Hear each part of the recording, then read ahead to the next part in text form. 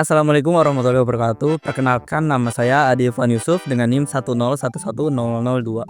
Kali ini saya akan mencoba mempraktekkan data warehouse dengan objek judul data, yaitu retail sales. Seperti yang kita ketahui bersama, dalam data warehouse terbagi menjadi 3 komponen besar, yaitu pertama data source atau tempat berasalnya data. Kemudian yang kedua adalah staging area, tempat di mana semua data disimpan secara sementara sebelum nantinya diolah. Kemudian yang terakhir adalah data warehouse layer, atau di mana tempat semua data yang telah diolah. Untuk penjelasan singkatnya, data source itu adalah tempat di mana semua data berasal, seperti data wilayah, data customer, data penjualan, data bulanan, data wilayah, dan sebagainya. Kemudian data stagnan, kemudian data staging area adalah tempat penyimpanan data sementara. Data yang berasal dari data source kita simpan di staging area. Kemudian ada data warehouse layer, adalah tempat di mana semua data yang telah diproses sebelumnya disimpan di data warehouse ini. Kemudian selanjutnya adalah ETL atau extract, transform, loading. Nah, pada proses ETL ini data itu juga dibagi menjadi 3 tahap, yaitu diekstrak, ditransform atau diubah, dan kemudian di loading atau dimuat. Pertama, untuk diekstrak, data akan dimuat ke dalam sebuah tools atau aplikasi yang tersedia untuk mengekstrak data. Contohnya yang nanti akan kita contohkan adalah menggunakan OpenTable Studio. Kemudian setelah kita ekstrak, datanya akan ditransform atau diubah, entah itu menjadi huruf besar semua, atau mungkin sebagai contoh digabungkan antara kolom 1 dan kolom 2 dan sebagainya. Kemudian setelah transform, nantinya data akan di-load atau dimuat dalam database MySQL ataupun DBMS yang lainnya, dan kita akan semua akan contohkan dalam OpenTable Studio. Oke, kita sudah dalam aplikasi OpenTable Studio itu sendiri. Kemudian langkah pertama adalah kita membuat job design. Di sini saya sudah membuatnya dengan nama job convert data, karena nantinya data yang kita olah dan ditransform dari data Excel ini nantinya akan kita convert menjadi berformat DBMS atau lebih tepatnya MySQL itu sendiri.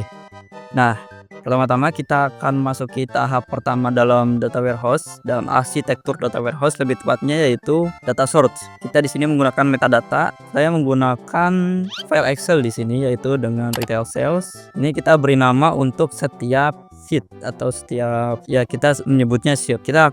Saya sendiri ada 4 atau 5 sheet di sini. Yang pertama mungkin store.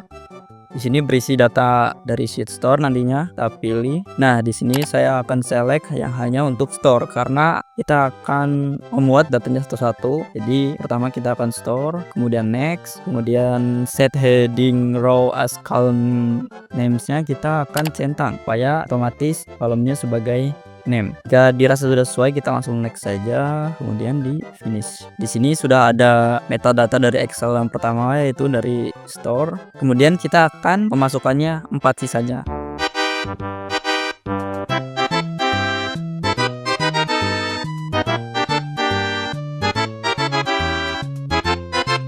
Oke, di sini sudah ada 4 tabel yang saya masukkan, yaitu ada tabel customer, kemudian produk, sales, dan juga store.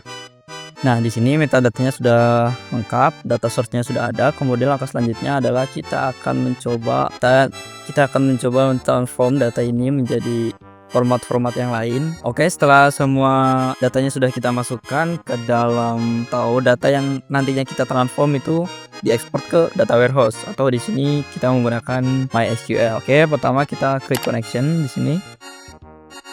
Datanya kita menggunakan MySQL. Dan ya, ini udah, lalu kita akan finish. Untuk pertama mungkin kita akan mencoba memfilter dan sorting, kemudian memberikan variabel yang berisi kondisi. Setelah sudah berada dalam workspace, saya juga perlu team up untuk transformnya, kemudian di sort untuk sorting, dan sumber datanya kita pilih yang di MySQL output. Setelah itu kita akan sambungkan data customer ini ke dalam di map. Nah, di sini kita akan memberi output. Nah, di sini kita akan memberikan filter. Nah, filter ini untuk mengambil data gender yang memiliki nilai male atau laki-laki. Menambahkan status seperti ini. Jika age pada row 1 bernilai lebih dari 60, maka ia akan mengembalikan nilai sudah berumur. Jika di bawah 60, maka ia akan mengembalikan nilai produktif. apply. Kita juga akan sort di sini customer name-nya, kita ubah ke alpha karena alphabet dan ascending. Dan sambungkan ke dalam sumber data yang telah kita setting sebelumnya. Untuk sumber datanya kita akan memberikan nama action on tabelnya, kita akan ubah menjadi create table if does not exist. Saya akan sesuaikan lagi di skemanya. Kita bisa cek di database, datanya sudah masuk ya, datanya sudah masuk dan ini lengkap ya, dan sudah juga disorting berdasarkan ascending atau diurutkan alfabetnya dari A, B, C dan seterusnya. Gendernya juga yang male semuanya. Kemudian sudah ada status di bawah 60 itu masih berstatus produktif dan juga kita sudah lebih maka sudah berumur statusnya. Oke, di sini kita akan melakukan transform untuk yang kedua, yaitu kita akan menggabungkan dua kolom menjadi satu, menggabungkan dua nilai dari kolom tersebut menjadi satu kolom. Kemudian kita juga akan uppercase agar hurufnya besar semua. Oke, kita langsung saja. Kali ini kita akan menggunakan table product input Excel, kemudian time pemberi datanya, time SQL output. Kita akan memberi nama out product. Pertama kita akan membuat kolom dengan menggabungkan nilai dari dua kolom, yaitu kategori dan name. Kita akan beri nama produk kategori. Kemudian selanjutnya kita akan melakukan operasi uppercase through uppercase yang ini. Oke, kurang lebih seperti ini dengan tabel yang berbeda, yaitu tabel produk.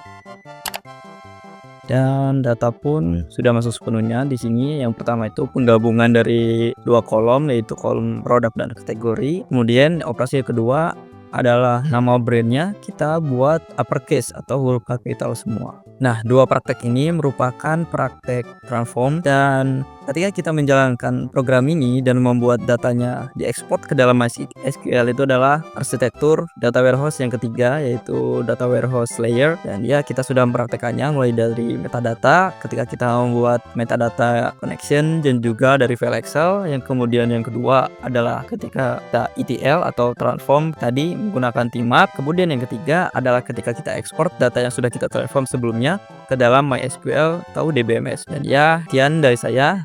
Mohon maaf jika ada kekurangan. Terima kasih. Wassalamualaikum warahmatullahi wabarakatuh.